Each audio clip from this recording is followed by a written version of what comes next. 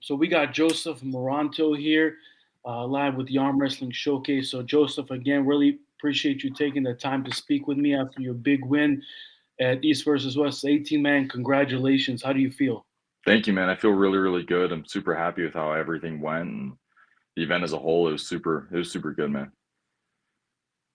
That's awesome, man. Congratulations. I mean, this is your third big win on Yeah. the big stage, and I mean, I would say, for sure. I think a lot of people would agree with me that they would say that Ivan Portela was probably, he was your biggest, challenge based on his history, time in the sport. Would you agree with that?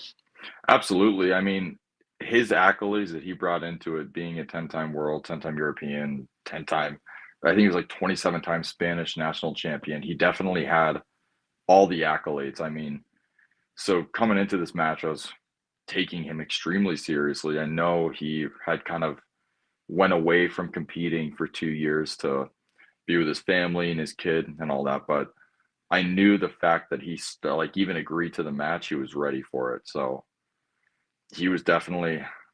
I went into it prepared for the toughest match of my life for sure. Yeah.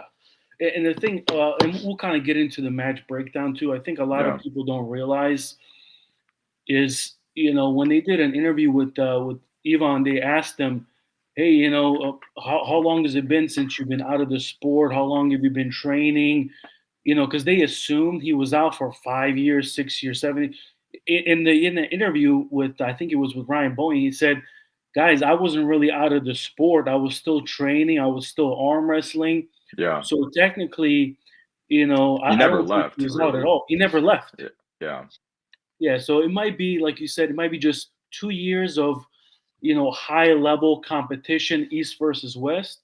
But this guy, he never stopped training. He was still pulling, so And he's a he coach. was still He, top level, right?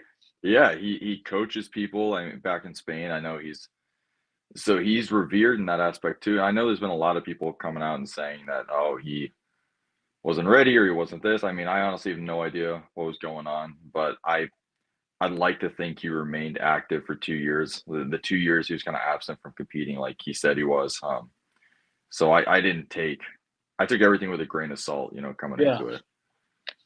And then let's kind of go into talk about the training, how you prepped for Yeah. this match, because again, going in, you thought he was going to be your biggest challenge, and 100% he was the biggest challenge. You just ended up decimating him, and that's due to the level where you're at. So, was your training prep different than any other Cody's, or was it the same? How would you kind of describe that? So I would say this was like the best training camp and period I've had so far, Nice. leading into it.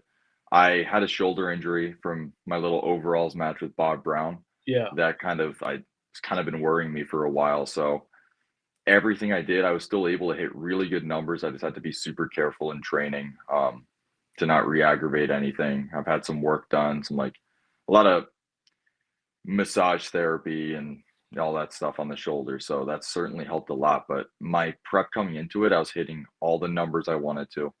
I was feeling really good on the table. I knew once I took the 4 to 5 days off, everything was going to come together. And Dino, it did, man. Like the day of the match, I've never felt so prepared and focused and locked on and just ready. I mean, so like that was the ideal situation for me coming into that match for sure.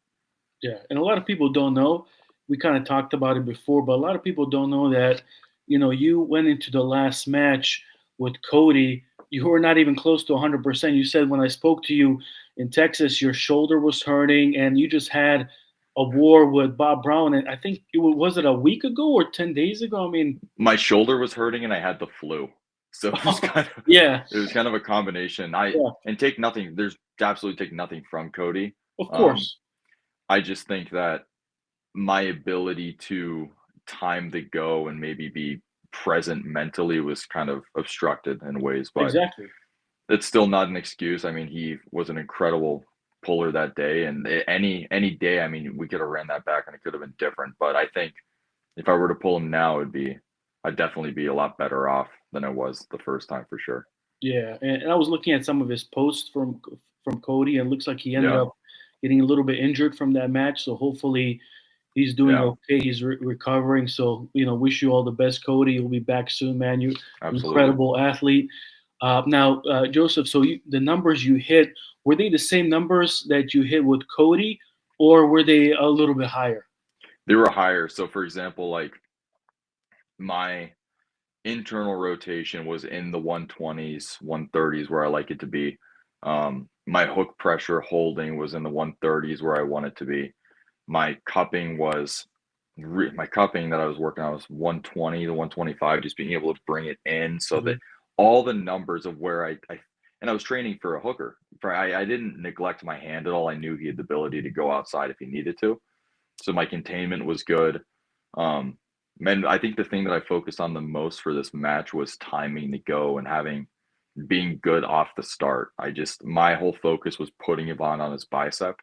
That's exactly what I did Yep. each time. So I really trained for that, but I was ready for a long game if it came to it. So Nice.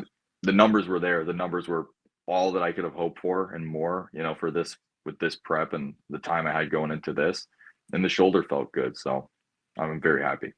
Did you do any side pressure training with the wrist wrench, or that I know that takes a little bit longer to recover from that?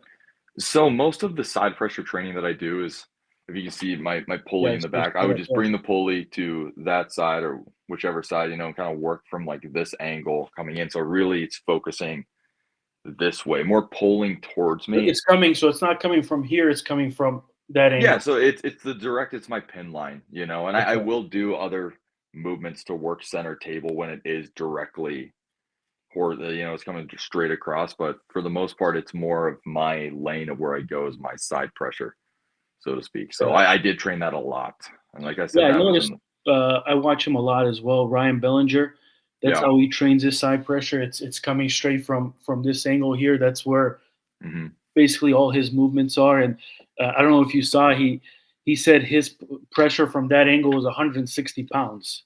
I believe it. Yeah, That's pretty crazy. So he's a, yeah, go ahead. Sorry. he's a big dude, man. Ryan Bellinger, he was in great shape for this match, and he had honestly the match of the night for sure. Yeah.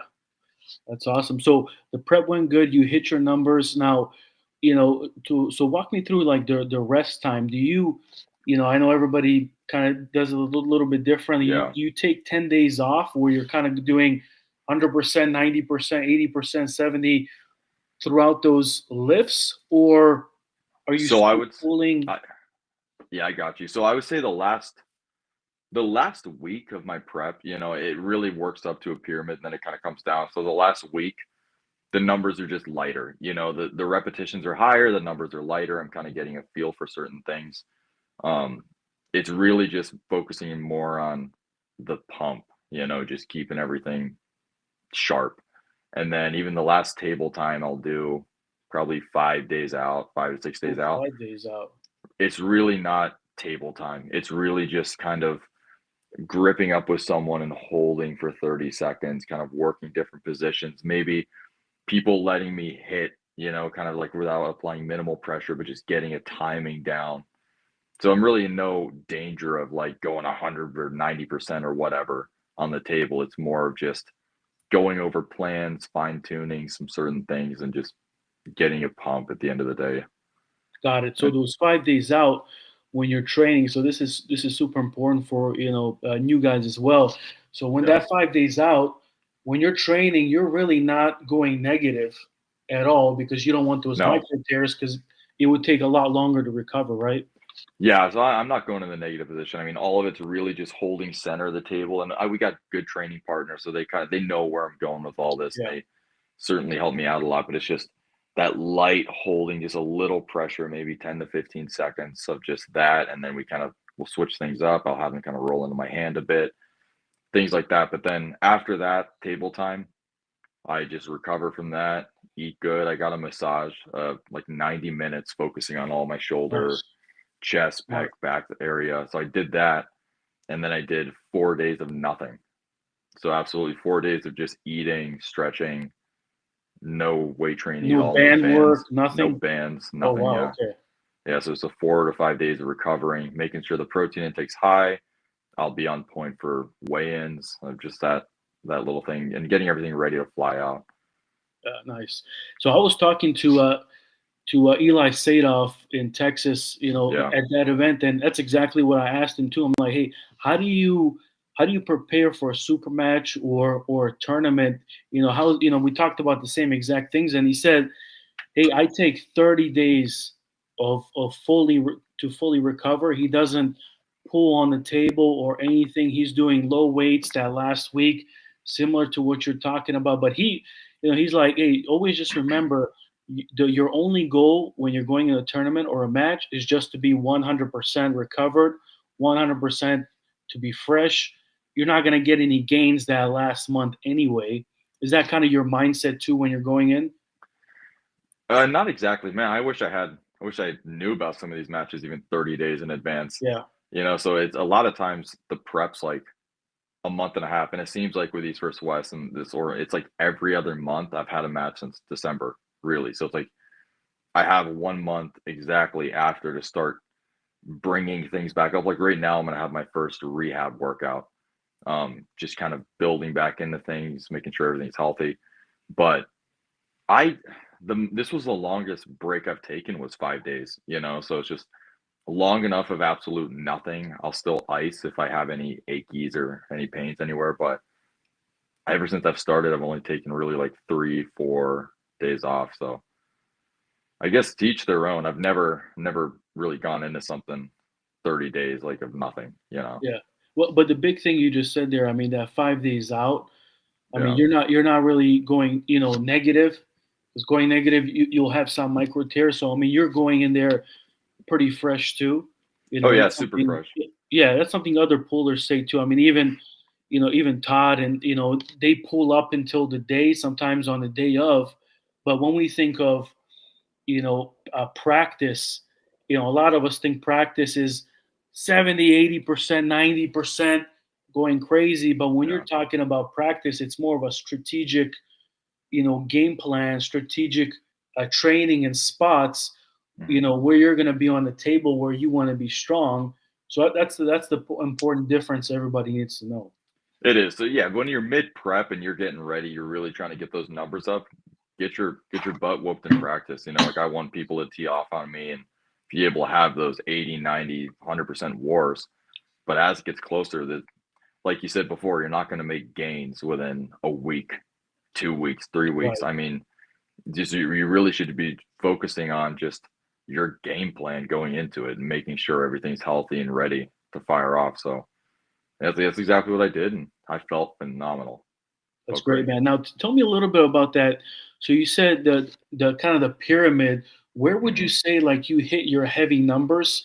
Is it 10 days before, 15 days, and then you kind of pyramid down? What's Like the 14, like 14? 14 days, probably like Okay, 2 weeks before, really. Yeah. So and like the 5 days and the kind of the really like the cool down is within that last week of everything.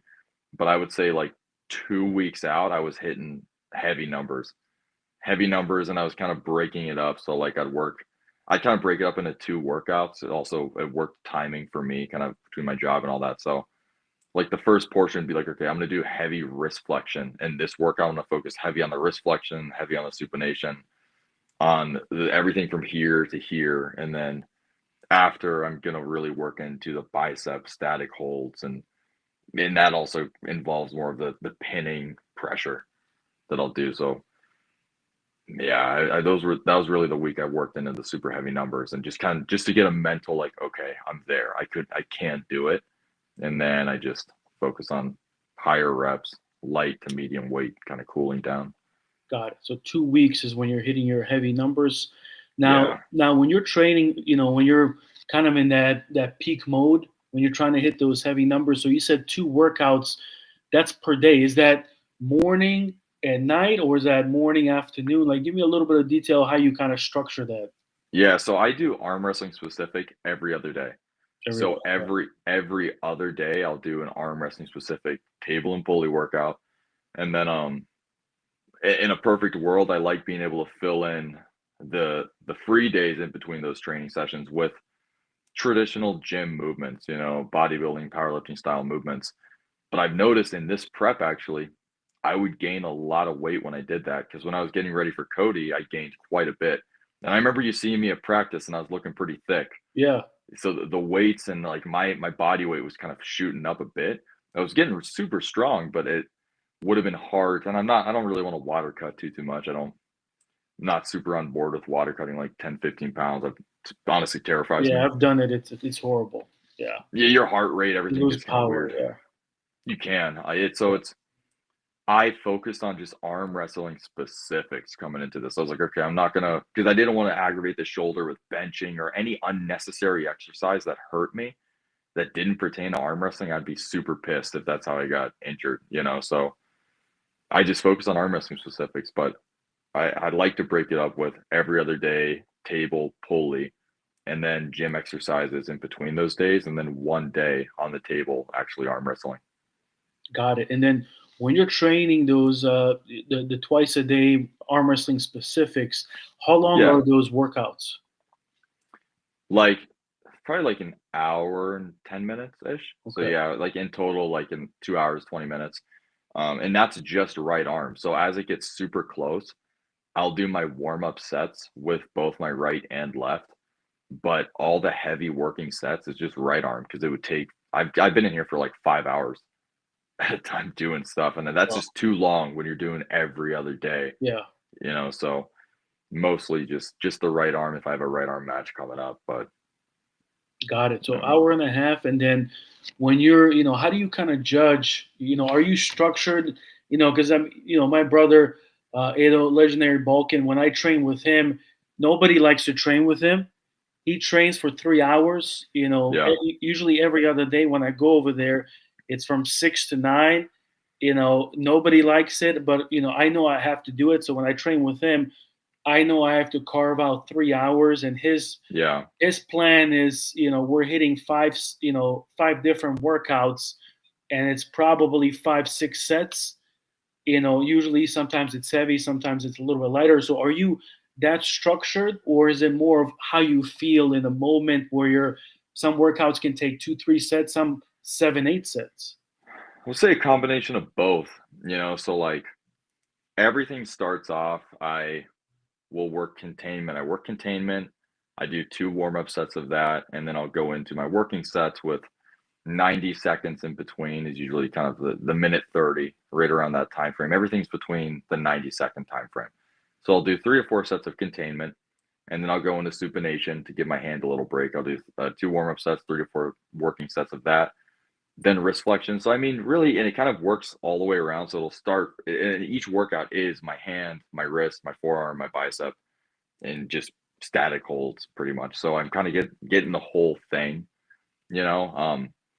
I will dial in and focus on something. Like for this match, I believed my bicep was pertinent. I was like, I need to really focus on my ability Yeah, to to hold catch if this you needed to, position or yeah. or hold this position, and my wrist flexion, because I was like, if he's going to do anything with me, he's going to have to take my hand.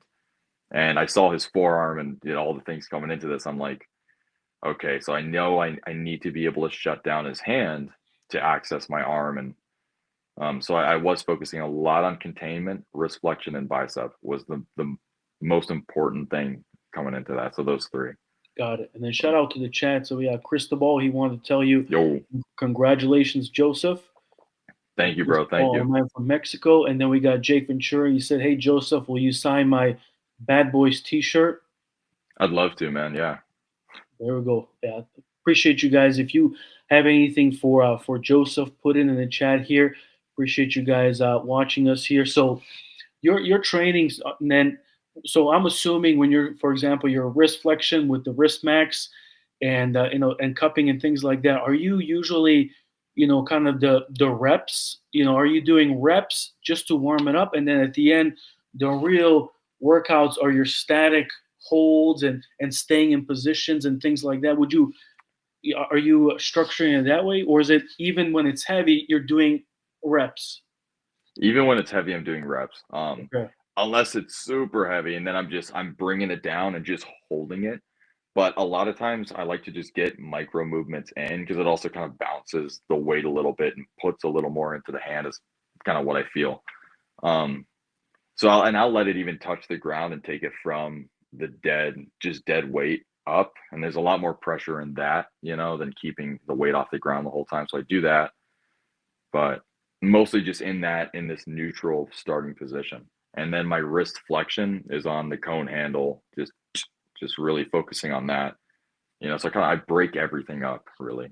Yeah, and the key part, what you just said too, and how you train. I've heard this from elite arm wrestlers is once you kind of get your move down, your A Mhm. move, pretty much all your training revolves around just training that one specific movement versus, hey, one day back pressure, next day side pressure, wrist, hand, things like that. So for you, since you have your A move down, would you say that's accurate? Is you're just training the hook, the offensive hook, defensive if you need to. You're not really training anything else. I wouldn't say 100%. Like I'm always trying to evolve, an outside game. I think it's Okay. important to be Yeah. well rounded. So I do train pronation, I do train back pressure, I do train my riser. But I would say just with the time I was given, I really focused on what I do.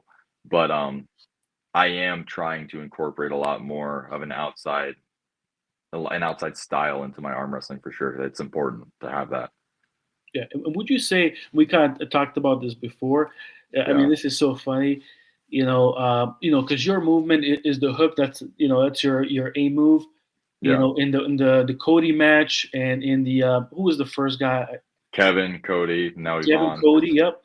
The first two rounds, they caught you off guard. So for your move, would you say for your specifically that kind of your next level where next year or two, do you want to be strong in the holding bicep kind of the Rustam Babayev style where you're catching and then you're bringing him back, or would you say for you it's more important to develop an outside move? Obviously, you want both, but is it more important to develop an outside move to be able to top roll opponents where you feel their fingers are weak? That's a good one. I think just I never try to be really on my bicep too much. So it's like with Kevin, I was able to get to my A spot initially because his initial move is that catching defensive style hook. So I was able to get there. Um, Cody was super fast off the go, so I wasn't able to grab that too much. Ideally, I'd like to shoot very offensive, very fast to my A spot at the table. But from what you're saying, I think I would like to be able to develop that ability to roll out, you know? And Yeah, that kind of comes with also a static hold. Like, if you have a good static hold, now you can also bring in the pronation to really work from that position, but you have to have at least a static hold to even be there. yeah. So, yeah, I think kind of what I want to start focusing on is a high posting top roll, believe it or not. I would like to have that because everyone tries to low hand me, man. Everyone's Yeah, trying to low hand top roll me, and I get it. So you think about it, in theory, it's high posting top roll beats a low hand top roll. right, Low hand top roll beats a hook, right. and people say hook beats posting top roll. So that's like the Yeah, theory, the the idea of it. pyramid. But I would like to also be able to match competitors in the outside game as well. Got it. And for you And one guys, of these days, I'm going to, bro. I'm gonna bust out the nastiest top roll. It's gonna be on that stage, and it's gonna be beautiful. I promise. I can't wait. One of these Can't days. wait. That's funny, man. And if for those of you in the chat, we'll get to the match breakdown. Next, we'll talk about the East versus West 18, the experience. But I love this is the stuff that I really love is the detail in the training. To me, that's the most important part because once you get down to the match, it's if your training worked, you're gonna get the win. If the training didn't work, you're not. So it's important to analyze yourself and be honest with yourself when you're training and analyzing every practice, every match that you have to figure out what works and what doesn't. And this is the important stuff.